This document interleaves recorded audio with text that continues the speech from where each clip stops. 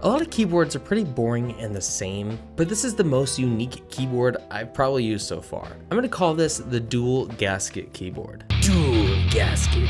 Whoa.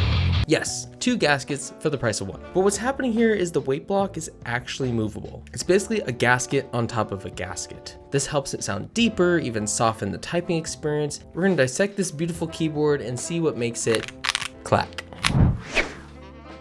Welcome back to the channel, folks, and this is the Keydous NJ87 Pro, a first of its kind gasket mounted keyboard with a gasket weight block as well. And I'm a massive fan of the sound of this keyboard. Let's just start unboxing and go through the feature set. Taking this keyboard out, it has these incredible angles and smooth rounded corners, so you don't have to worry about accidentally impaling someone when swinging this around. And it has just some incredible machining all around. But let's move that aside for a sec and move on to what else is in the box. You'll receive your dongle, because yes, it's wireless of course, extra keys for Mac commands, a keycap puller, and a very sad, disappointing cable that's just too floppy for any woman's needs. And extra stabilizer housings? That's strange, but okay. Now, I'm a huge sucker for this grayscale of a keyboard. Oh boy, look at that. Look at that in the lighting. Oh, it's beautiful. It's gorgeous. And this keyboard is so satisfying in ways that I can't show on camera.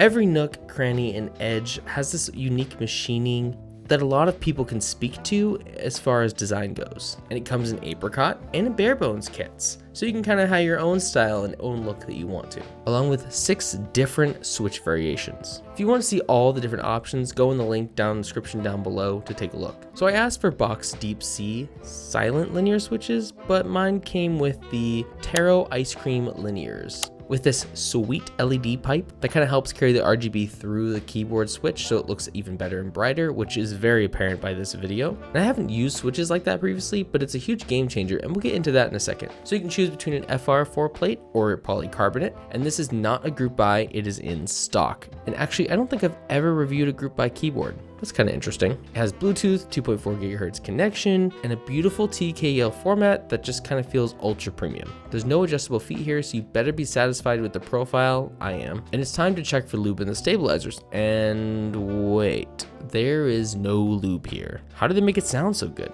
Is it just the tuning? Everything here sounds really good. So it's kind of confusing, isn't it?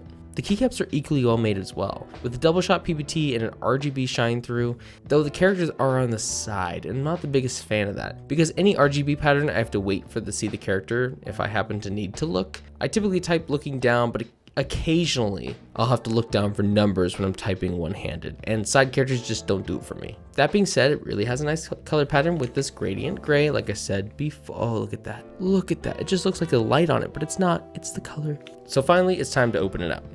I'm specifically interested in the gasket weight at the bottom as we take it apart to see what we start to notice and just how they implemented this feature. And I'm super nervous because they made this ribbon cable kind of non-detachable, and I'm kind of afraid how to remove it without breaking something, so we're going to be just a little extra careful here. So as you can see in the picture, they added silicone O-rings between the weight and the case in order to produce this bouncy feel, and that would explain why it's not that pronounced, but it does negate some of the extra noise, and which is why it sounds so good.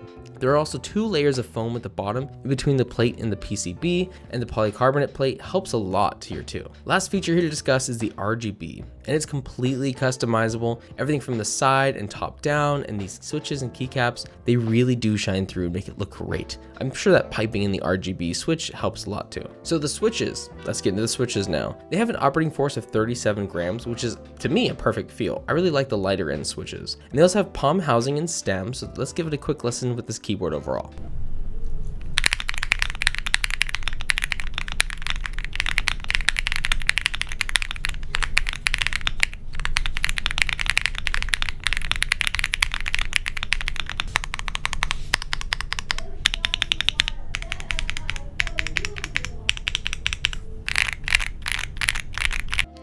Isn't that satisfying? So you're probably wondering what I think. Is it endgame? Nah, no. But do I like it a ton? Yeah, and I think you would too. The price is at $150 is a little high, but you are getting a complete package here. Unfortunately, the barebone kit is only $20 less at $130. So if you plan on getting in the bare bones, I'm not quite sure it's worth it. The keycaps and switches are easily a $50 to $100 purchase and value in that difference. If you're interested in the Keydous NJ87 Pro, I'd probably recommend you look at the full kit only. All the links are in the description down below, like normal. So if you liked this video, like it, subscribe, appreciate the grayscale. It comes in different color patterns as well. Don't worry about that. And I have so many more projects coming. So I'll see you guys in the next one. Thanks for watching.